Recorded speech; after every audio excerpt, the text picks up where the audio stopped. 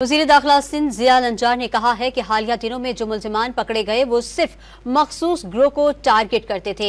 Don news special programme में बात करते हुए ज़िया लंजार ने बताया कि स्ट्रीट क्रिमिनल्स पर्स छीन लेते हैं मगर गोली नहीं मारते। इन मुल्ज़िमान से मिलने वाले हथियार की गोलियां जाँ बहक होने वाले 13 अफराद को मारी गई गोलियों से मैच हो गई। दिनों में एक फॉरेन रैकेट पकड़ा गया है, इसको ज़ैनेबिया या इस ऐसे ही कोई प्रोनाउंस है, देवबंद या इस टाइप के जो सेक्ट के लोग हैं उनको टारगेट कर रहा था। और कभी भी अगर कोई स्ट्रीट क्रिमिनल होता है, स्ट्रीट क्रिमिनल पर्स छीन लेता है या कोई मोबाइल छीनेगा, मारेगा नहीं।